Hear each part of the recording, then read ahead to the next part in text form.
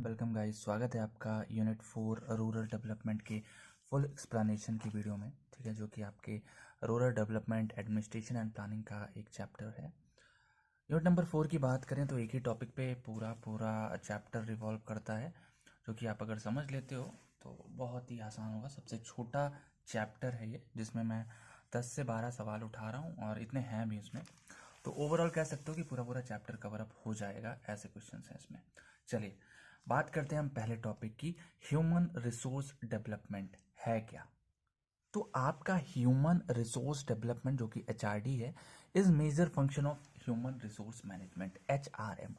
जितने लोग एमबीए के बारे में जानते हैं उसमें ये एक मेजर टॉपिक होता है। ठीक है, इसके अंदर जो होता है, जो काम होते हैं, जो डेवलपमेंट के काम होते हैं, वो लोगों को सौंपे जाते हैं और वो लोग उनको फुलफिल कराते हैं। ठीक है, एचआरडी क्या करता है? पॉलिसीज एंड प्रोग्राम्स बनाता है। ठीक है, और जिनमें ये रहता है कि आप अपॉर्चुनिटीज़ को जनरेट करेंगे, एम्प्लॉयमेंट भी देंगे। ठीक है, necessary for continuing acquisition and application of skill and knowledge. तो ये नेसेसरी है, ह्यूमन रिसोर्स डेवलपमेंट बहुत ज़रूरी है। क्यों? जो ऑप्टेन है, मतलब कह सकते हो लोगों के अंदर की जो एबिलिटीज़ हैं उनको ऑप्टेन करने के लिए, and application of skill and knowledge, और साथ ही साथ नॉलेज और स्किल को अप्लाई करने के लिए कहाँ कहाँ, इंडिविजुअल पे और कम्युनिटी पे। जो लोग हैं वो अपने नॉलेज को, स्किल को अप्लाई करें। अब इसमें जो पॉलिसीज एंड प्रोग्राम्स होते हैं वो लोगों के ऊपर भी नॉलेज और स्किल को इम्प्लीमेंट करते हैं, वो फिर इंडिविजुअल हो जाए या फिर कम्युनिटी हो जाए, इन दोनों के ऊपर की बात की जा रही है। ठीक है, अगला पॉइंट है HRD in India, urban development and rural development. तो जो ह्यूमन रिसोर्स डेवलपमेंट है जो कि इंडिया में, वो दोनों पे काम करती है। किस पे? अर्बन डेवलपमेंट में। और ज़्यादातर आप देखोगे तो जो शहर हैं उनका विकास ज़्यादा हुआ है, ज़्यादा ध्यान देती है वहाँ पे। रूरल डेवलपमेंट, तो रूरल डेवलपमेंट में अभी कम है, मगर वहाँ पे भी ये पॉलिसीज़ एंड प्रोग्राम्स बना रही है और उनको इम्प्लीमेंट कर रही है। फिफ्थ पॉइंट है नीड्स इन रूरल सेक्टर। तो ज़रूरत क्या है एचआरडी की? तो पहला है increases people's knowledge skill awareness. तो ह्यूमन रिसोर्स डेवलपमेंट क्या करता है? लोगों का नॉलेज इंप्रूव कर रहा है, स्किल इंप्रूव कर रहा है, कुछ ट्रेनिंग सेंटर खोलता है और अवेयरनेस लाता है कि भाई ये जॉब्स हैं, आप यहाँ पे अप्लाई कर सकते हो, ये स्कीम्स लागू हुई हैं, आप इनका फ़ायदा उठा सकते हो। ठीक है, सेकेंड पॉइंट है development of individuals and families. तो जो इंडिविजुअल्स हैं, जो कि आप जैसे आपके और आपके परिवार दोनों का डेवलपमेंट ह्यूमन रिसोर्स डेवलपमेंट का एक गोल होता है। ठीक है, rural poor lack marketable skills, limits their opportunities for earning. तो गांव में क्या हो रहा है कि जो रूरल लोग हैं, जो किसान लोग हैं, उनके पास मार्केटिंग एबिलिटी नहीं होती है, जिसके चलते वो अपनी अर्निंग को लिमिट कर लेते हैं। मतलब वो ज़्यादा बेच नहीं पाते हैं।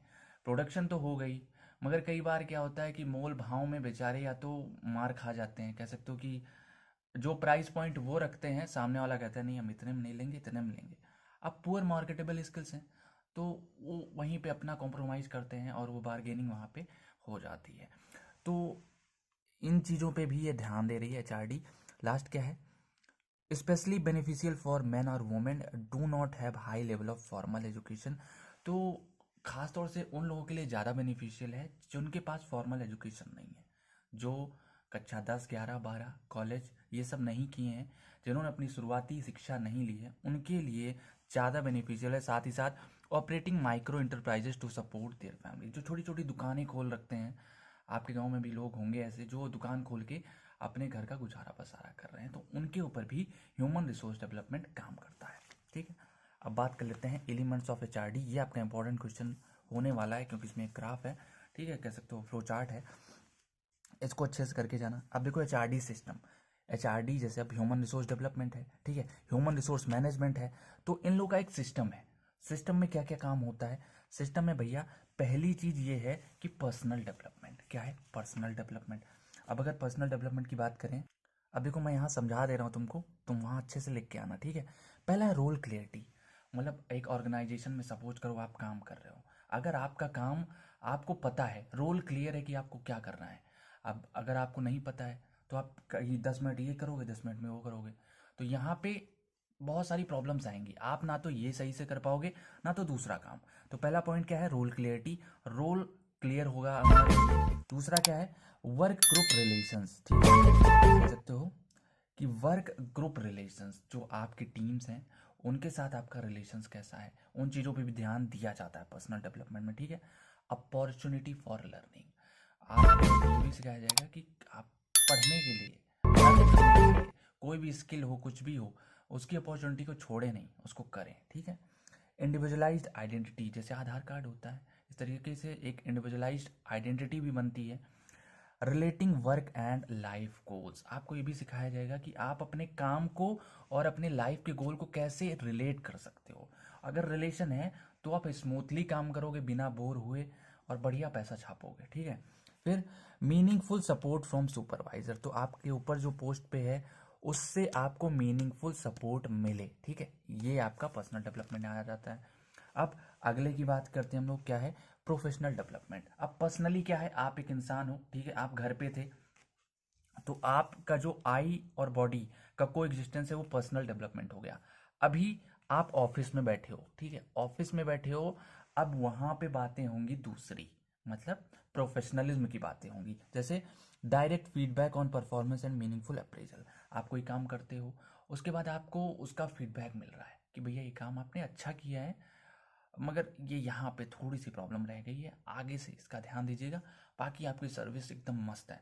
तो आप उस पर कहोगे भाई अप्रेजल मिला है और यही कमी थी ना, देखना इसको मैं पूरी करके दूंगा। फिर दूसरा क्या है, क्लियर वर्क गोल्स। अगर आप किसी मैनेजमेंट में काम कर रहे हो, किसी सिस्टम में काम कर रहे हो और उसमें आपका गोल क्लियर है कि काम में क्या चीज़ अचीव करना है, किस टाइम में कितना प्रोडक्शन करना है, सारी चीज़ें, तो वो चीज़ें आपकी क्लियर रहेंगी तो बढ़िया से आप डेवलपमेंट कर सकते हो। अब जैसे गांव के टाइप में एग्जांपल ले लेते हैं, गांव में अगर आपको पता है कि कितनी लाइटें लगनी हैं, कौन सी सड़क बननी है, अब कोई सड़क बनी हुई है आप उस पर भी ले जाके मिट्टी उट्टी डाल के बनवा दे रहे हो, तो ये तो गलत हो गया ना। कितनी लाइटें लगनी है, उस हिसाब से सारी चीज़ का गोल क्लियर होना चाहिए। फिर फ्यूअर कंट्रोल्स, फ्यूअर कंट्रोल्स मतलब कि बहुत कम कंट्रोल हो। अब भाई गांव पे 10 लोग हैं, ठीक है, वहाँ पे 10 क्लासेस होंगे, ठीक है, अब वहीं पे कम लोग हैं तो कम लोग आपस में मिल बांट के सही डिसीजन लें, ठीक है। जॉब फ्रीडम, जॉब फ्रीडम कह सकते हो कि आपको फ्रीडम है, आप जो सोच रहे हो वो कर पा रहे हो, आप अपनी जॉब को सही से निभा पा रहे हो, ठीक है। रूल्स एंड रेगुलेशंस होते हैं हर जॉब में, ठीक है, उन रूल्स एंड रेगुलेशंस के अंडर में आप उस चीज़ को अपनी फ्रीडम का भी ध्यान रख रहे हो, ठीक है, कि अगर कोई जॉब की फ्रीडम है तो वो वहाँ पे इम्प्लीमेंट हो रही है, ये नहीं कि आप को कोई फ्रीडम मिल रही है मगर गांव वाले मना कर दें नहीं आप ऐसा नहीं कर सकते, ठीक है।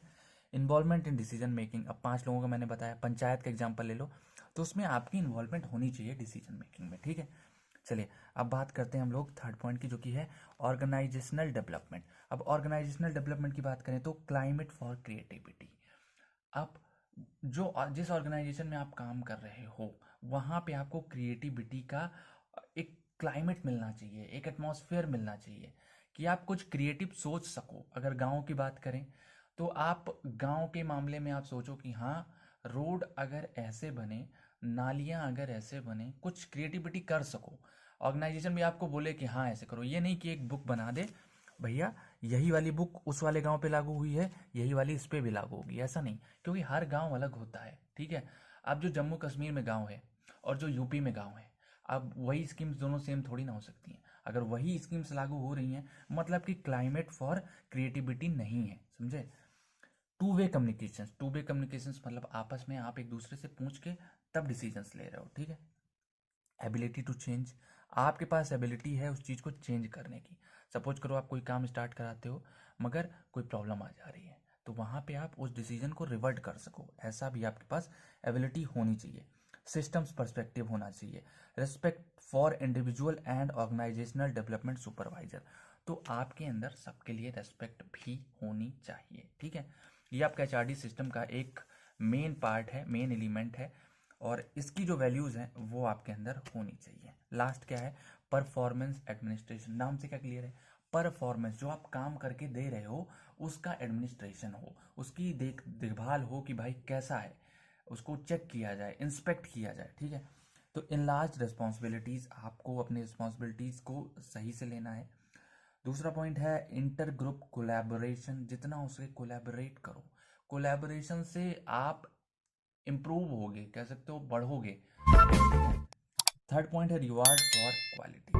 अगर आप क्वालिटी वाला काम कर रहे हो, ठीक है, तो एक प्रोविज़न होना चाहिए कि आपको रिवार्ड मिले, जिससे देखो रिवार्ड एक ऐसी चीज़ है ना जो कि काम की एक्सपेक्टेंसी को बढ़ा देता है, जो आप काम कर रहे हो ना उसको इन्हेंस कर देता है, उसकी क्वालिटी को इन्हेंस कर देता है। गोल अटेनमेंट, और आपका जो गोल है वो अटेन हो रहा है। लास्ट पॉइंट जिसको पहले बोलना था वो था lipid developed model elements of HRD system. तो जो लिपिड जी हैं उन्होंने ही इस पूरे एचआरडी सिस्टम के एलिमेंट्स और इसको डिस्कवर किया है, ठीक है। चलिए लास्ट पॉइंट है सी सब पॉइंट्स फ्रॉम क्वांटम, जो कि मैंने आपको बता दिया है, ठीक है। ये आप देख लीजिएगा, ये चारों मैंने समझा दिया है। आप ऐसे सोचना कि मैं हूं ये, ठीक है, ये मैं हूं, ये मेरा काम है, ठीक है, और ये जो आउटपुट है, जो काम से मुझे जो मैं आउटपुट दे रहा हूँ, और ये लास्ट क्या है, ये ऑर्गेनाइजेशन है। ये आपकी प्रोफेशनल लाइफ है, ये आपकी पर्सनल लाइफ है, ये आपका वर्क है, और ये आपका ऑर्गेनाइजेशन है। That's it. इतना सोच के आपको चीज़ें करनी है, एक बार पढ़ लेना, हो गया, ठीक है। चलिए आगे बढ़ते हैं अब। Dimensions of HRD. अब इसमें ये 4 डायमेंशंस हैं, इनके चारों के बारे में हम बात करेंगे। देखो जो डायमेंशंस होता है ना, एक पॉइंट मैं तुमको क्लियर कर दूं, इसको अगर रट पाओ तो रट लो, नहीं रट पाते हो तो समझ लो। पहला क्या है, ये कैरेक्टरिस्टिक्स ऑफ एचआर है, ह्यूमन रिसोर्स का कैरेक्टरिस्टिक्स है। अब आप ध्यान से देखो, dimension refers to the constituent elements or characteristics of human resources. It stands for size or number, nature, extent, component, aspect और characteristics of human और population resource, ठीक है। ये 2 पॉइंट हो गए। तीसरा पॉइंट क्या है, human development report has considered health as a dimension of population and states that assessment of it is essential in the progress of human resource development, ठीक है। 3 पॉइंट देखा आपने, पहला पॉइंट, दूसरा पॉइंट, तीसरा पॉइंट सेम है, ठीक है। अगले में आ जाते हैं, पहला पॉइंट, दूसरा पॉइंट, तीसरा पॉइंट सेम है, ठीक है। अब यहाँ आ जाओ, पहला पॉइंट, दूसरा पॉइंट, तीसरा पॉइंट सेम है। तो ये अगर आप याद कर लो तो बहुत बढ़िया है, नहीं तो देख लेना अगर कोई भी आता है तो ये तीनों आपको चिपका देना है। पहला क्या, डायमेंशन क्या होता है, डायमेंशन मतलब कैरेक्टरिस्टिक्स है ये किसका, ह्यूमन रिसोर्स का। दूसरा स्टैंड्स फॉर साइज और number, nature, extent, component, aspects और कैरेक्टरिस्टिक्स ऑफ पॉपुलेशन रिसोर्स। ये जो पॉपुलेशन रिसोर्स है उसकी कैरेक्टरिस्टिक्स बता रहा है कि भाई वो कैसे हैं, जो पॉपुलेशन आ रही है, ह्यूमन रिसोर्स हैं जो, वो कैसे हैं एक्चुअल में। तो एचआर रिपोर्ट में dimension of population essential for progress of HRD. तो ह्यूमन रिसोर्स रिपोर्ट जो होती है उसमें पॉपुलेशन जो है उस पर ज़्यादा काम किया जाता है, भाई पॉपुलेशन पे ही काम होना है, essential for progress of HRD, ठीक है। चलिए आगे बढ़ते हैं। तो अगला पॉइंट है हेल्थ, फिजिकल हेल्थ और mental health.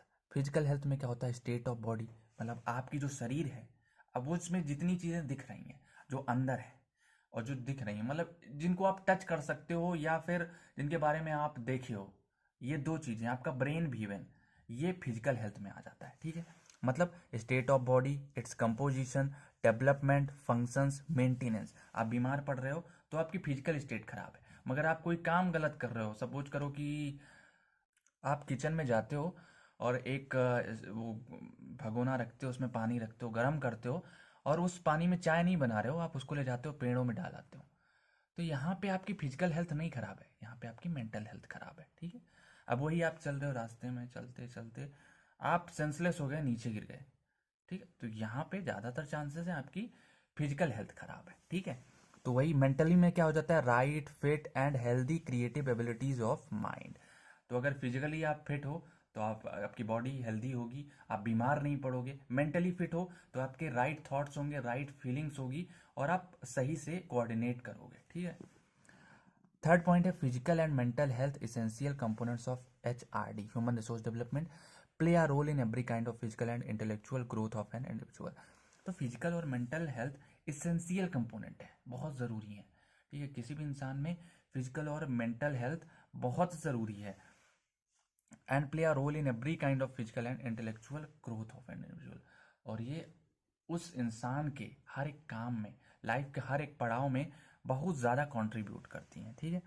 Both address human resource ingredients relating to physical and mental aspects change और स्टे सेम ओवर टाइम। आप देखोगे कि जो ह्यूमन है, ठीक है, ह्यूमन रिसोर्स इंग्रेडिएंट्स हैं, जो आप खाते हो, जो पीते हो, जो आप बनाते हो, ये सारी चीज़ें टाइम के साथ चेंज होती रहती हैं।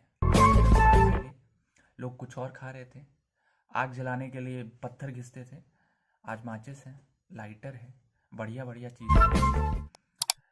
खाने की बात करें तो लोग पहले कच्चा जो पाते थे, ठीक है, आज लोग पका के खाते हैं, बढ़िया खाते हैं। आज तो एक एक चीज़ पकड़ते हैं, उसमें ये भी बता देते हैं इसमें प्रोटीन है इतना, इसमें कार्बोहाइड्रेट है, इसमें न्यूट्रिएंट इतना है, समझ रहे हो। तो ये सारी चीज़ें आज टेक्नोलॉजी जैसे जैसे इवॉल्व हुई, वैसे वैसे लोगों का क्या हुआ है कि मेंटल एस्पेक्ट चेंज हुए हैं, ठीक है। फिजिकली भी आप देखोगे बॉडी आपकी, पहले क्या थे, पहले क्या थे, आज क्या है, ठीक है। पहले आप बंदर थे और आज इंसान है। पहले आप देखोगे तो मेंटली स्टेट में देखोगे तो आप बहुत चीज़ें नहीं खोजते थे। पहले आपको जो पता चल गया पता चल गया, आज तो आप बड़ी बड़ी धार्मिक चीज़ों को भी तोड़ते जा रहे हैं, है ना। जो प्रथाएं थी पास्ट में, जो कि गलत बन गई थी, और जो आज हैं उनको भी आप चेंज कर रहे हो डे बाय डे, ठीक है। तो ये चीज़ें हैं, या तो कुछ चीज़ें सेम रहती हैं, ठीक है। Overall performance of human resource development is equal to result of physical and mental health found varying during different stages of life span of an individual। तो जो ओवरऑल परफॉर्मेंस है एचआरडी की, ठीक है, वो क्या है, रिजल्ट किसका है, वो फिजिकल और मेंटल हेल्थ का, जो कि आपके बचपन से लेकर के बुढ़ापे तक चेंज होती रहती है। आप बचपन में खिलौना खेलते थे, है ना, मिट्टी के खिलौने खेलते थे, मगर अभी खेलते हो, नहीं खेलते हो। आप बचपन में जिद करते थे 5 रुपए के लिए, 10 रुपए के लिए, अभी क्या करते हो, अभी कुछ लोग करते होंगे, मैं सबकी बात नहीं कर रहा हूँ, अभी आप सेल्फ इंडिपेंडेंट के राह पे हो। तो ये सारी चीज़ें हैं कि अब जब बूढ़े हो जाओगे, अभी तो आप बढ़िया बढ़िया चीज़ें देखते हो, जब बूढ़े हो जाओगे तो फिर वही रामायण चालू हो जाएगा। अभी जो नेटफ्लिक्स चलती है, वेब सीरीज चलती है, तब आप रामायण, राम सिया राम, यही करोगे, ठीक है। चलिए अब बात कर लेते हैं हम लोग important indicator of HRD. Important indicator of HRD, तो ये आपका इम्पॉर्टेंट इंडिकेटर है, क्या चीज़, health. Because improvement in health promotes learning, improves stamina and increase energy output. तो ये एक ऐसा इंडिकेटर है हेल्थ आपका, जो कि अगर वो इम्प्रूव्ड रहेगा तो क्या होगा, लर्निंग प्रमोट होगी। सोचिए आप जब आप बीमार रहते हैं तो क्या आप अच्छे से पढ़ पाते हैं, नहीं। तब तो मन करता है बस रजाई मिल जाए और मोबाइल मिल जाए, एक गेम खेलता हूँ तो गेम खेलूँ, पिक्चर देखता हूँ तो पिक्चर देखूँ, दैट्स इट। इम्प्रूव्स स्टेमिना, आपके अंदर की पावर को बढ़ाएगा, ठीक है। एंड इंक्रीज एनर्जी आउटपुट, आप जो भी काम करोगे उसमें मन लगा के करोगे और 2x स्पीड से आउटपुट आएगा, पॉजिटिव आउटपुट आएगा, ठीक है। चलिए अब आगे बढ़ते हैं, डायमेंशंस ऑफ एचआरडी एजुकेशन। अगर ह्यूमन रिसोर्स डेवलपमेंट की बात करें सेकंड डायमेंशन की, तो क्या है, education. This dimension essentially meant for enhancing, भाई ये ना फैंसी वर्ड्स हैं और कुछ नहीं अंग्रेजी के, देखो सबका मतलब एक ही है, enhancing, upgrading, improving and increasing क्या, मेंटल और इंटेलेक्चुअल कैपेबिलिटी। एजुकेशन का मतलब होता है सिर्फ दिमाग से, मेंटल और इंटेलेक्चुअल, आपके इंटेलिजेंस को बढ़ाना है थ्रू एजुकेशन। अब देखो ये कैसे बढ़ेगा, लर्निंग होगी, मेमोरी होगी, रीजनिंग होगी, थिंकिंग होगा, कॉम्पिटेंस होगा। ये सारी चीज़ें आपके अंदर कौन, क्या कह सकते हो कि कौन चीज़ इंप्लीमेंट कराती है, वो है एजुकेशन, ठीक है। Education, sorry, education important for rising और डेवलपिंग नॉलेज, रेजिंग और डेवलपिंग नॉलेज। एजुकेशन क्यों इंपॉर्टेंट है, नॉलेज को डेवलप करने के लिए। एक इंसान में अगर नॉलेज नहीं होगा तो वो पुराने मीन्स को ही फॉलो करता रहेगा और फिर कभी आगे नहीं बढ़ पाएगा, अगर बढ़ेगा भी तो बहुत स्लो रेट से, समझ रहे हो। Skills, talent, attitude, aptitude, awareness, यार ये मैंने इसका एक ट्रिक बनाया है, TAAAAKC, ठीक है, तो आप उसको देख लेना। Skill, talent, attitude, aptitude, awareness and other creative ability of individual persons. इसमें बहुत सारे वर्ड्स यूज हुए हैं, आप चाहो तो एक ही यूज कर सकते हो, कोई दिक्कत नहीं है, ठीक है। अब हम लोग देख लेते हैं क्या है most important characteristics of qualitative dimensions of human resource. तो ये बहुत ज़्यादा ज़रूरी कैरेक्टरिस्टिक्स है जो कि क्वालिटेटिव में आती है, ध्यान रखना, क्वालिटेटिव नॉट क्वांटिटेटिव। तो क्वालिटेटिव डायमेंशंस है ये ह्यूमन रिसोर्स की। अगला पॉइंट है education enhances knowledge, skill, energies, interest, attitudes, aptitudes and other inherent quality of people. बस इसमें वर्ड्स लिखा है, ठीक है, आप ही जान रहे हो। नॉलेज इंप्रूव होगा एजुकेशन से, स्किल्स जो हैं इंप्रूव होंगी, एनर्जीज इंप्रूव होंगी आपकी नेगेटिव से पॉजिटिव, ठीक है।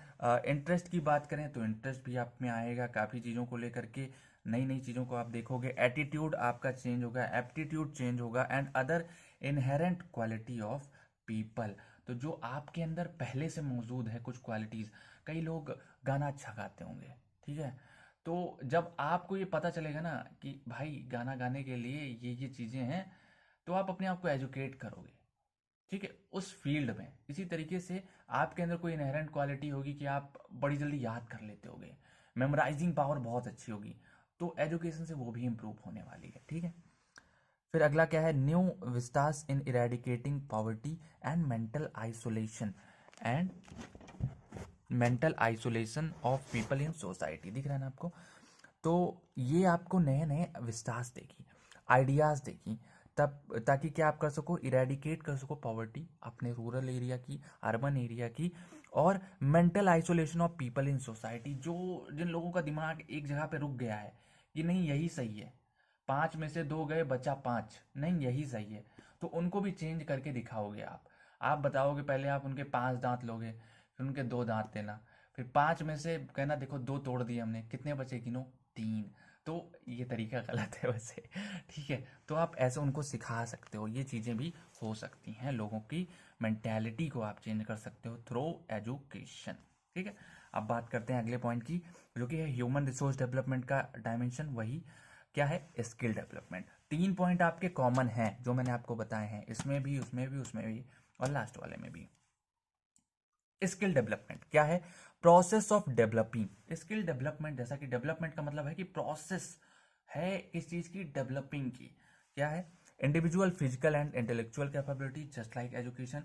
एक इंसान की फिजिकल और इंटेलेक्चुअल कैपेबिलिटी। फिजिकल कैपेबिलिटी कैसे भाई, स्किल डेवलपमेंट, आप क्रिकेट अच्छा खेलते हो, ठीक है, एक स्किल है। अब आपको हम अच्छे से खिलाएं, आपको एकेडमी ले जाएं, वहां पे प्रैक्टिस कराएं, क्या पता आप आईपीएल में खेल जाओ, फिर इंटरनेशनल लेवल पे खेल जाओ, तो ये चीज़ें होती हैं, ठीक है। For use in socially productive spheres, ताकि वो जो स्किल आपने सीखी वो एक सोशली आप उस जगह पे कह सकते हो उसको प्रोडक्टिवली यूज कर रहे हो, उस स्किल का गलत इस्तेमाल नहीं करना सकती होगा अपनी। तो serve the needs of people in society at large. तो जो लोग हैं, ठीक है, जो सोसाइटीज़ हैं, उनमें आप अपना योगदान दे रहे हो थ्रू स्किल डेवलपमेंट। आप अपनी स्किल डेवलप कर ले रहे हो और अपनी स्किल से उस सोसाइटी को बहुत ज़्यादा योगदान दे रहे हो। चलिए अगले पॉइंट की बात करें, can take place through formal and non formal learning. Formal का मतलब होता है आपने अपनी स्कूली शिक्षा की है, जैसे कक्षा 1 2 3 4 5 6 10 12, कॉलेज के बाद कोई कोर्स, सारी चीज़ें कह सकते हो कॉलेज में ही कोर्स होता है, मगर उसके बाद कोई और भी कोर्स, ये सारी चीज़ें हो जाती हैं आपकी फॉर्मल में। अब नॉन फॉर्मल लर्निंग, अब आप कहीं जा रहे हो, रोड के किनारे से आप देखोगे 4 6 लोग बैठे हैं और बतिया रहे हैं कि ये है वो है, देश की आर्थिक व्यवस्था खराब है, हमें ही कुछ करना पड़ेगा। अरे बतिया रहे हैं, तुम सीख लिए यार आर्थिक व्यवस्था ये क्या होता है, अच्छा, फिर थोड़ी देर खड़े हो गए ना, तुमको पूरी पॉलिटिक्स पता चल जाएगी कि देश में कौन कौन है, कौन बढ़िया है, कौन खराब है, कौन अच्छा है, कौन घटिया है। वो सारी चीज़ें वहीं पे मिल जाएंगी और वो हो जाता है आपका नॉन फॉर्मल लर्निंग। आपने किसी को देखा और सीख लिया, अब वहाँ पे आप गुजर रहे थे, आप सुने, आपको इंटरेस्टिंग लगा, ठीक है। अब क्रिकेट की बात चल रही, सपोज करो आप लौट रहे हो अपने बाग बगीचे से, और साइड में कोई बोल दिया विराट कोहली बहुत खराब खेलता है, इससे घटिया कैप्टन मैंने देखा नहीं। आप रुक गए, बोले अच्छा हमको बताओ, हम भी जाने विराट कोहली कैसे घटिया खेलता है, हम तो क्रिकेट देखते नहीं है, है ना, तुम ही तो क्रिकेट के बादशाह हो। तो ये सारी चीज़ें अब तुम वहाँ बैठे सुने, वो जो बोले तुम उनको अपोज किए, फिर 2 3 पॉइंट तुम्हें नए पता चलेंगे। तो ये हो जाती है नॉन फॉर्मल लर्निंग, ठीक है। क्वालिटेटिव डायमेंशन, ये भी आपका क्वालिटेटिव डायमेंशन है, क्वालिटी के ऊपर फोकस है नॉट क्वांटिटी। लास्ट क्या है, important for developing knowledge talent, ये आपका पूरा पूरा है, पुराने वाले क्वेश्चन में जो मैं बात कर रहा था उसमें भी कॉमन है, ठीक है। Knowledge, talent, attitude, aptitude, awareness, other creative ability of individual person, TAAAAKC, इसको याद कर लो। काम बन गया आपका। ठीक है, अब बात करते हैं human resource development dimension training. Training की बात करें तो जस्ट स्किल डेवलपमेंट का भाई है, छोटा भाई है ये, और कुछ नहीं है। पहला चीज क्वालिटेटिव डायमेंशन है, 3 पॉइंट कॉमन है। ठीक है, क्वालिटेटिव डायमेंशन है। दूसरा health in development of experience, knowledge, talents etcetera. तो जब ट्रेनिंग आप करोगे किसी भी फील्ड में तो आपका एक्सपीरियंस बढ़ेगा, ठीक है, साथ ही साथ नॉलेज बढ़ेगा, और जो टैलेंट्स होंगे वो भी इन्हेंस होंगे। Can take place through formal, non formal, जो मैं आपको समझा चुका हूँ, लर्निंग प्रोसेसेस। ठीक है, अब बात करते हैं हम लोग न्यूट्रिशनल स्टेटस की। Major of health condition of an individual as affected primarily by intake of food, utilisation of nutrients. तो न्यूट्रिशनल स्टेटस की बात करें तो ये हेल्थ कंडीशन का मेजर है कि आप फिजिकली कैसे हो, एक इंसान फिजिकली कैसा है वो। अब देखो कैसे वो डिसाइड होगा, primarily by intake of food, किस क्वालिटी का खाना खा रहा है, किस चक्की का आटा खा रहा है वो। ठीक है, यूटिलाइजेशन ऑफ न्यूट्रिएंट्स, और कौन कौन से न्यूट्रिएंट्स खा रहा है। ठीक है, प्रॉपरली आपके फूड इनटेक को एनालाइज किया जाता है, किसके द्वारा, ह्यूमन रिसोर्स डेवलपमेंट के द्वारा। Good nutritional status is equal to individuals within families and communities are food secure. अब ये बहुत बड़ा पॉइंट है, मतलब कि अगर गुड न्यूट्रिशनल स्टेटस, ये एक कह सकते हो मेजर है, ये क्राइटेरिया कह सकते हो कि अगर ये गुड चाहिए न्यूट्रिशनल स्टेटस आपको, तो उसके लिए आपको इंडिविजुअल्स जो कि फैमिलीज में हैं और कम्युनिटीज में हैं उनको फूड सिक्योरिटी प्रोवाइड करनी है। अब फूड सिक्योरिटी क्या होता है, food security access by all peoples at all times to the food needed for healthy life. सभी लोगों को सभी समय पे उन फूड्स की रिक्वायरमेंट है, उन फूड्स की अवेलेबिलिटी है जो उनके हेल्दी लाइफ के लिए ज़रूरी है। ठीक है, आपको जो खाना, पसंद की बात नहीं हो रही है कि आपको मैगी पसंद है तो आपके लिए मैगी आ जाए, अवेलेबल हो जाए, नहीं, जो खाना आपकी हेल्थ में बढ़िया तरीके से कंट्रीब्यूट करे। ठीक है, उन खानों की बात हो रही है, मोमोज, चाउमीन, ये अर्गर बर्गर, इन चीज़ों की बात नहीं हो रही है। ठीक है, सेकेंडली 3 इंपॉर्टेंट डायमेंशंस क्या क्या, अब वही बात यहाँ पे होने वाली है। Adequate availability of food supplies, गांव में जो लोग हैं उनके लिए एडिक्वेट अवेलेबिलिटी हो फूड सप्लाईज की, धान का, गेहूं, चावल, ये सारी चीज़ें, दरिया उरिया मिलती ही है, पंजीरी हो गई, ये सारी चीज़ें मिलती हैं। सेकंड पॉइंट है assured access to sufficient foods for all individuals. तो एक्सेस हो फूड का, कह सकते हो एक्सेस हो किसको किसको, सभी इंडिविजुअल्स को। और जरूर जैसे होता नहीं कि हाँ भाई एक्सेस है, गांव में ज़रूरत है इस चीज़ की और सबके पास पहुंच रहा है, इस चीज़ का आपको एश्योरेंस लेना है। ठीक है, third, it's proper utilisation to provide a proper and balance diet. तो उसका प्रॉपर यूटिलाइजेशन, अब ये नहीं कि आपके यहाँ धान ही पहुंचा दिया गया, आप चावल खाए जा रहे हो, खाए जा रहे हो, खाए जा रहे हो, रोटी के लिए है नहीं कुछ, आप मोटे हो गए या फिर कुछ भी हो गया, समझ रहे हो। तो एक जब बहुत ज़्यादा हो जाएगा, आपको शुगर हो गया, ये सारी चीज़ें हो सकती हैं, बीमारी भी हो सकती हैं, है ना, ज़्यादा एक ही खाना खाओगे तो बैलेंस डाइट भी आपको एश्योर कराना है। अगले पॉइंट की बात करें, nutrition plays a critical role in human resource development. तो न्यूट्रिशन एक बहुत ही क्रिटिकल रोल प्ले करता है किसमें, ह्यूमन रिसोर्स डेवलपमेंट में। Deficiencies in essential nutrients leads to malnutrition. कह सकते हो कि अगर किसी एक प्रकार के खाने में कमी हो गई, डिफिशियंसी इन एसेंशियल न्यूट्रिएंट्स, जैसे आपको आपकी बॉडी जो है उसको कुछ लिमिटेड अमाउंट में कुछ प्रोटीन चाहिए, कुछ विटामिन चाहिए, तो अगर वो आप फुलफिल नहीं कर पा रहे हो तो आप माल न्यूट्रिशन के शिकार हो जाओगे। ठीक है, which affects individuals mental and physical state. अब आपके मेंटल और फिजिकल स्टेट दोनों पर प्रभाव पड़ेगा, समझे, resulting in poor health and poor work performance. आपकी हेल्थ तो खराब होगी ही होगी, साथ ही साथ जो काम आप करोगे उसमें आपका मन नहीं लगेगा, आप बेचैन रहोगे, परेशान रहोगे, मानसिक तौर से सताए हुए रहोगे।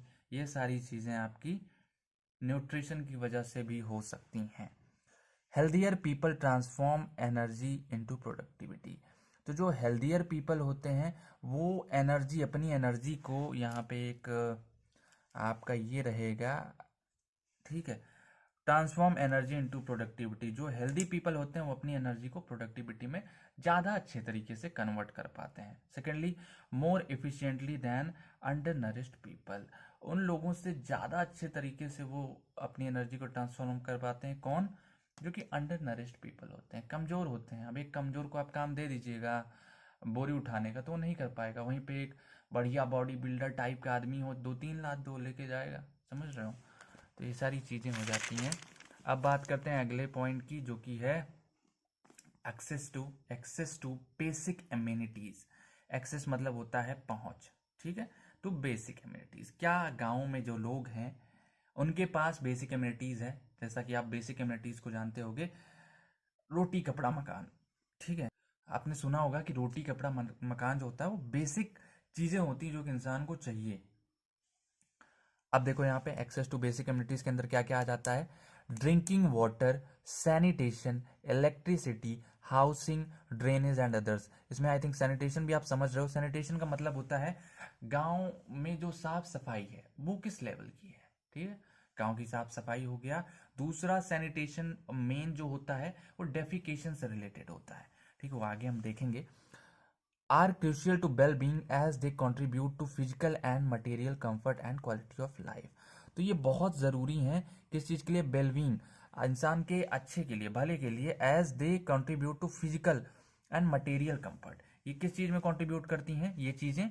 आदमी के फिजिकल और मटेरियल कंफर्ट में, एंड क्वालिटी ऑफ लाइफ, ठीक है। ओवरऑल इंसान की जो क्वालिटी है उसका स्टैंडर्ड भी बढ़ता है through all these access to basic amenities, ठीक है। सेकंड पॉइंट क्या है? They also benefit by ensuring better health. ये अलग तरीके से भी काम करती हैं, कैसे कि इंसानों को बेटर हेल्थ प्रोवाइड करती हैं। बढ़िया सा खाना होगा, रहने के लिए जगह होगी, अब मच्छर उच्छर नहीं काटेंगे तो बढ़िया रहेगा, नहीं तो सुबह लाल लाल मिलेगा, समझ रहे हो। Environment and providing opportunities for other useful activities. तो ये इन्वायरमेंट भी प्रोवाइड करती है और साथ ही साथ अपॉर्चुनिटीज भी प्रोवाइड करती है किस चीज के लिए? जो यूजफुल हो सोसाइटी के लिए, ठीक है। There have been several initiatives, plans and programmes in India to improve access to basic amenities. Bharat में बहुत सारे प्लान्स बने जिनको आपने यूनिट नंबर 1 में पढ़ रखा है, खासतौर से रूरल एरियाज में, ठीक है।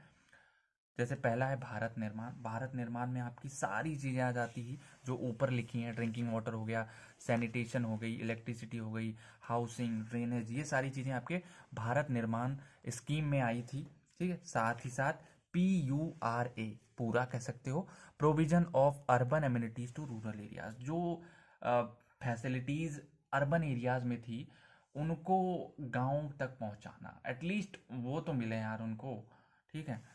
तो उसमें क्या क्या जाता है? Access to drinking water facility. तो अब ड्रिंकिंग वाटर की बात करें तो भारत में 40% गाँव में आज भी साफ पानी नहीं है। और खासतौर से महाराष्ट्र में एक विलेज है, इसको आप गूगल करके देखना, मुझे नाम नहीं याद है। वहाँ पे लोग पानी यार बहुत ही बुरी कंडीशन है वहाँ पे। वो पानी निकालने जाते हैं कुआं से और काफ़ी दूर है वो कुआं। साथ ही साथ उसमें गंदगी बहुत रहती है, उसको क्लीन भी नहीं कर पाते बेचारे, उसी को पीते हैं। There is a problem. 20% urban household in India lack access of drinking water. 20% आज शहरों में भी जो लोग हैं उनको साफ पानी नहीं मिलता है। दिल्ली जैसे शहर में आप देख सकते हो। साथ ही साथ इस रेशियो को देखो, 50% 50% पॉपुलेशन भारत की ज़्यादा है एज कंपैरिजन टू अर्बन। वहाँ के लोग 40%, यहाँ के 20%, ठीक है। Access to sanitation facilities. Access to sanitation facilities की बात करें तो वही साफ सफाई होनी चाहिए गाँव में। Lack of adequate sanitation forces, फिर यहाँ पे एक कॉमा होना चाहिए। लैक ऑफ सैनिटेशन, अगर गांव में सैनिटेशन नहीं होगा, डेफिकेशन की चीज़ें नहीं होंगी तो क्या होगा? Forces households to use open space for defecation. घर के लोगों को, घर की औरतें, घर के जो बुजुर्ग लोग होते हैं वो लोग बाहर खुले में शौच करने जाते हैं। और specially women and young girls, उनके लिए बहुत प्रॉब्लम होती है। आप लोग देखते होंगे शाम के टाइम गांव में वो लोटा लेकर के औरतें जाती हैं और सुबह के टाइम उनको इतने जल्दी उठना है कि वो प्राइवेसी पूरी मेंटेन रहे। तो ये प्रॉब्लम बहुत बड़े लेवल पे है। इसको ख़त्म करने के लिए गांव में प्रॉपर डेफिकेशन वाली चीज़ें होनी चाहिए, जैसे लैट्रिन्स बननी चाहिए, वॉशरूम्स बनने चाहिए, ठीक है। Improving access to sanitation is equal to millennium development goals. तो जो ये इम्प्रूविंग एक्सेस टू सैनिटेशन ये एक पार्ट है किसका? मिलेनियम डेवलपमेंट गोल्स, जो कि UN एक प्रोग्राम की लिस्ट बना रही है कि हर जगह पे ये प्रॉब्लम्स हैं और इनका सोल्यूशन निकलना चाहिए, ठीक है। इसलिए उन्होंने इस प्रॉब्लम को भी रखा है और एक्सेस टू सैनिटेशन उनका मुख्य मुद्दा है, ठीक है। Access to electricity use for domestic purpose.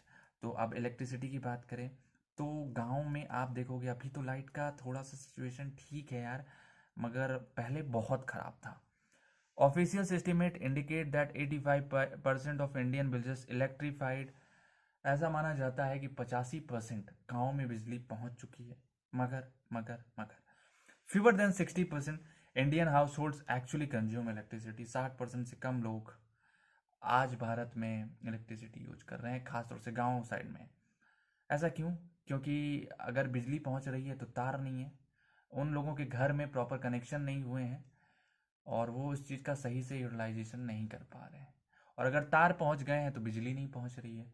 दोनों सिचुएशंस हैं। अभी तो आई थिंक मेरे गांव में तो यार आई थिंक 10-12 घंटे रहती है लाइट, मगर बहुत सारे ऐसे गांव हैं जहाँ पे अभी बिजली पहुंची ही नहीं है, तो वहाँ पे भी पहुंचनी ज़रूरी है। House hold electrification depends on house hold characteristics quality of electric supply. हाँ, ये एक पॉइंट है कि क्वालिटी ऑफ इलेक्ट्रिसिटी सप्लाई, भाई आप क्वालिटी क्या दे रहे हो। ये प्रॉब्लम तो है मेरे गांव में भी। लाइट आती है एकदम थोड़ी सी मतलब एकदम 0 0 0 वाट वाला बल्ब बहुत तेज जलता है, बाकी सब चीज़ें खत्म, धीमे, ठीक है। तो ये चीज़ें चेंज होनी चाहिए। क्वालिटी ऑफ इलेक्ट्रिसिटी सप्लाई आप इम्प्रूव करिए। अब इतना भी ज़्यादा मत दे दीजिए कि गांव के ट्रांसफार्मर दब जाए, मगर एक प्रॉपर सप्लाई आप मेंटेन करिए जैसा कि शहरों में आप मेंटेन करते हो। सेकेंड फोर्थ क्या है? Access to quality housing. अब क्वालिटी हाउसिंग के ऊपर आप देख सकते हो, right to adequate housing is basic human right. सबके लिए एक प्रॉपर घर होना इंसान का ह्यूमन राइट है, आज आपके कॉन्स्टिट्यूशन में मिल जाएगा। फ्लैगशिप स्कीम ऑफ गवर्नमेंट जो कि इंदिरा आवास योजना है, जो आप पढ़ चुके हो पास्ट में, वो गांव में है। अभी तो शुरू हुई है बट अभी बहुत गांव में पहुंचना बाकी है, ठीक है। In spite of this there is shortage of house in rural India. इसके बदौलत भी आप गांव में कच्चे घर देखोगे, मिट्टी के घर। इंदिरा आवास योजना का मतलब है आपको पक्का घर मिलना, और अगर आप गांव में मिट्टी के घर देख रहे हो ना तो किसी को अच्छा नहीं लगता है उसमें रहना। हाँ, ये जो अमीर हो गए हैं वो भले मिट्टी का घर बनवाएं और रहें जस्ट फॉर फन, मगर जब बारिश होती है तो बहुत दिक्कत होती है यार, ठीक है। चलिए अब आगे बढ़ते हैं और लास्ट टॉपिक की तरफ बढ़ते हैं। फिफ्थ क्या है? Access to drainage arrangement. आप गांव में नरवा नाम का सुना होगा आपने, नरवा बहता है घर के पीछे से। उनका प्रॉपर अगर आप क्लीनिंग नहीं करवा रहे हो तो पानी स्टैग्नेंट है, वहीं पे रुका हुआ है, बीमारियां होंगी, और बीमारियां होंगी ना तो पूरा गांव लपेट जाता है उसमें, समझ रहे हो। तो उसके लिए आपको एक्सेस टू ड्रेनेज अरेंजमेंट, आपको प्रॉपर ड्रेनेज अरेंजमेंट देना है भाई। जो नाला होता है ना वो ज़्यादा गहरा होता है, एक जगह पानी वहीं रुका हुआ है। अब एक्सेस पानी जब वो भर जाएगा तो बहता है, और जो भरा है वो भरा रहेगा, मस्त वहीं पे आराम करता है। तो ये चीज़ें नहीं होनी चाहिए। हाई रेट ऑफ इंसिडेंस, देखो ये good health related to water supply and drainage. Good health कैसे? अगर पानी रुका रहेगा उसमें कीड़े पकड़े पड़ेंगे और फिर बीमारियां फैलेंगी। बीमारियां फैलेंगी तो लोग चपेट में आएंगे और वो अस्पताल जा नहीं पाएंगे, क्योंकि सोचेंगे चलो 2 दिन में ठीक हो जाएंगे, ठीक हो जाएंगे, और फिर उसी में वो निपट जाते हैं। ये चीज़ें चेंज होनी चाहिए। High rate of incidence of death and disease in rural India due to lack of proper drainage. तो गांव में जो मौतें होती हैं ज़्यादातर वो आपकी मलेरिया, डायरिया, ये सब हो नहीं जाती, मच्छर वच्छर काट रहे हैं। मच्छर क्यों काट रहे हैं भाई? डेंगू क्यों हो रहा है? क्योंकि पानी रुका हुआ है और वहीं पे मच्छर बन रहे हैं, ठीक है। ये सारी चीज़ें होती हैं तो उनको हटाना चाहिए। Due to lack of proper drainage special attention needed in this field. तो एक स्पेशल अटेंशन की ज़रूरत है इस फील्ड में, ड्रेनेज के फील्ड में, कि रूरल इंडिया में ड्रेनेज का सही से विकास हो, ठीक है। 9 क्वेश्चन पे आते हैं जो कि है population composition. To understand role of people as resource we should know their quality, ठीक है। अगर लोगों का रोल आपको जानना है एज अ रिसोर्स तो सबसे पहले हमें उनकी क्वालिटी जाननी है। अब एक क्लास में अगर बहुत सारे बच्चे हैं तो किसी की कोई अलग सब्जेक्ट स्ट्रांग होगा, उनसे उस रिलेटेड काम करवाओगे आप तो ज़्यादा एफिशिएंसी मिलेगी, ठीक है। In the same way people vary greatly, age, sex, literacy level, health condition, occupation and income level. तो जो लोग होते हैं वो अलग अलग तरह से वेरी करते हैं भाई, कहीं पे मेल्स ज़्यादा हैं, कहीं पे फीमेल्स ज़्यादा हैं, कहीं पे ज़्यादा बड़े लोग रहते हैं, कहीं पे कम छोटे लोग रहते हैं, ठीक है। लिटरेसी लेवल, कहीं पे बहुत ज़्यादा पढ़े लिखे लोग हैं, कहीं पे कम पढ़े लिखे लोग हैं। हेल्थ कंडीशन, कहीं एकदम हट्टे कट्टे एकदम पंजाब हरियाणा साइड के पहलवान टाइप के लोग हैं, तो कहीं पे पतले दुबले हैं, ठीक है। और ऑक्यूपेशन एंड इनकम लेवल, तो काम भी अलग अलग है और उनकी इनकम भी अलग अलग है। अब देश में अगर आप पॉपुलेशन कंपोजिशन को देख रहे हो तो आपको काफ़ी ज़्यादा आइडिया लग जाएगा। Population composition is equal to structure of population, कैसी स्ट्रक्चर है पॉपुलेशन की, कैसे लोग रह रहे हैं, कैसे रह रहे हैं, सारी चीज़ें आपको पॉपुलेशन कंपोजिशन में देखने को मिलती हैं। Composition of population helps us to know, क्या क्या पता चलता है, हाउ मेनी मेल्स और फीमेल्स, कितने मेल्स हैं कितने फीमेल्स हैं, which age group they belong to, किस एज ग्रुप में है, कौन 45-60 है जो समझ रहे हो। फिर हाउ एजुकेटेड दे आर, कितने पढ़े लिखे हैं, what type of occupation they are employed in, किस टाइप का काम कर रहे हैं वो, इनकम लेवल्स, क्या इनकम है, हेल्थ कंडीशंस, मोटे हैं पतले हैं दुबले हैं, ये सारी चीज़ें। An interesting way of studying the population composition of a country is looking at population pyramid. तो हम पॉपुलेशन पिरामिड की भी बात करेंगे, जिसको अगर आप देख लोगे तो आपको काफ़ी ज़्यादा आइडिया हो जाएगी कि उस देश में क्या है, कैसे लोग हैं और क्या कर रहे हैं। और इस पॉपुलेशन पिरामिड को हम लोग जानते हैं एज सेक्स पिरामिड के नाम से भी, ठीक है। चलिए अब आगे बढ़ते हैं हम लोग और पढ़ते हैं पॉपुलेशन पिरामिड को, ठीक है। पॉपुलेशन पिरामिड क्या होते हैं, ये आपका ग्राफिकल रिप्रेजेंटेशन होता है जो कि ये बताता है कि उस एज ग्रुप के कितने लोग हैं, क्या सेक्स है उनका, ये सारी चीज़ें आपको देखने को मिल जाएंगी किसमें, पॉपुलेशन पिरामिड्स में। Shape of pyramid tells story of people in that country. अब जो शेप है पिरामिड का वो बताएगा कि उस देश के लोग कैसे हैं, क्या कर रहे हैं, ये सारी चीज़ें उसमें मिल जाएंगी आपको, ठीक है। अब अगले पॉइंट की बात करें, children below 15 years shown at bottom reflect the level of birth, तो इसके लिए हमें क्वांटम की जरूरत पड़ेगी। अब आप जैसे ही आप देख पा रहे हो इसमें परसेंट यहाँ लिखा है, यहाँ एज ग्रुप लिखी है, परसेंट एज ग्रुप। अब ध्यान से देखो, ये जो ये लेवल है आपका, ये आपका 15 से कम वाले हैं, ठीक है। 15 से कम है, 10 से 14, इसमें 5 से 9, 0 से 4। तो ये बताएंगे क्या कि कितने बर्थ हो रहे हैं, ठीक है। Below 15 years shown at bottom reflect the level of birth, तो यहाँ बच्चे 0 से 4 हैं, कितने बच्चे पैदा हो रहे हैं, कितने मेल्स पैदा हो रहे हैं, कितने मेल्स बच्चे कितने फीमेल्स बच्चे, तो आप देख सकते हो, ठीक है। और सेकंड पॉइंट क्या है, size of top shows number of aged people above 65 years, number of death. अब देखो ये 65 से ऊपर दिखा रहा है कितने लोग बचे हैं, कितने मेल्स हैं कितनी फीमेल्स, देखो फीमेल्स ज़्यादा दिन जिंदा रहती हैं यार, हैं। और ये भी, ठीक है, देखो फीमेल्स ज़्यादा जिंदा हैं, वाह। तो मतलब ये 65 के ऊपर आपको बता रहा है कि कितने फीमेल्स की डेथ हो रही है, कितने मेल्स की डेथ हो रही है, वो सारी चीज़ें। अब यहाँ पे जो प्रॉब्लम्स आएंगी उनकी भी बात करेंगे। फिर population pyramids also shows how many dependents are there. Dependents का मतलब हो जाता है ये बीच वाली कैटेगरी जो कि आपके 65 से कम रहेगी और 15 से ऊपर रहेगी, ये डिपेंडेंट है। ये डिपेंडेंट है किन पे, जो बड़े लोग हैं, ठीक है। अब यहाँ पे दो लोगों को आपको देखना है, ये बच्चे जो होते हैं ये कल के यहाँ पे आएंगे, ठीक है। और ये जो रहेंगे ये भी आपके कहीं ना कहीं इन पार्ट का एक मेजर रोल हो जाते हैं, कैसे, बीच वाले लोग ही आप कह सकते हो, जो 20 के ऊपर से यहाँ से, ठीक है, या 15 to 19 वाले भी कुछ दिन में एम्प्लॉयड हो जाएंगे, ठीक है। यहाँ से ले करके आपके यहाँ तक ये सारे लोग क्या करेंगे, कंट्रीब्यूट कर रहे हैं इंडियन इकोनॉमी में। अब जो छोटे बच्चे हैं वो तो अभी कंट्रीब्यूट नहीं कर रहे हैं, बस वो जनगणना के लिए कंट्रीब्यूट कर रहे हैं। तो यहाँ पे पूरा पूरा डिपेंडेंसी वहाँ पे है, ठीक है। अब एक चीज़ है, आप जो ये ग्राफ देख रहे हो, जो पिरामिड देख रहे हो, ये अच्छा नहीं है। समझो अच्छा क्यों नहीं है, क्योंकि यहाँ पे जो लाइफ एक्सपेक्टेंसी है बड़े लोगों की वो कम है, अच्छी नहीं है, ठीक है। जो कि इसको भी ब्रॉड होना चाहिए था, समझ लो, जितना ब्रॉड रहेगा ये आपका कह सकते हो अंडर डेवलप्ड कंट्रीज का है।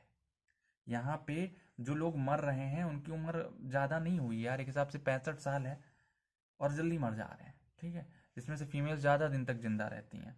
और वहीं पे आप देखो जो बच्चे पैदा हो रहे हैं वो ज़्यादा स्पीड में हो रहे हैं, तो पॉपुलेशन बढ़ेगी और अब इनको भी तो चाहिए भाई, तो यहाँ पे इम्बैलेंस क्रिएट होगा। अगर ये दोनों बराबर रहे, जो डेवलप्ड कंट्रीज होते हैं उनके पिरामिड्स आप एक बार देख लेना, आपको अच्छे से आइडिया लग जाएगा। दैट्स इट्स, इतना ही है इस यूनिट नंबर 4 में, और इसी के साथ आपकी यूनिट नंबर 4 तैयार हो जाती है।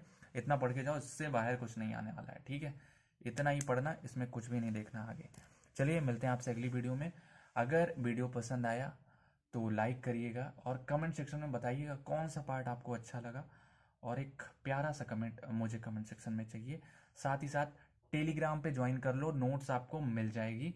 बस आज ही यूनिट 5 कवर अप होगी और कल आपको सुबह होने से पहले पहले यूनिट नंबर 5 तक की सारी नोट्स मिल जाएंगी, जितने लोग को नोट्स चाहिए जल्दी ही, ठीक है। चलिए बस मिलते हैं आपसे अगली वीडियो में। प्यार बनाए रखिए। नए हो चैनल पे तो सब्सक्राइब कर लो, और पुराने हो तो लाइक करके बता दो कि हाँ हमारे हो। चलिए मिलते हैं आपसे अगली वीडियो में। Bye bye, love you, take care.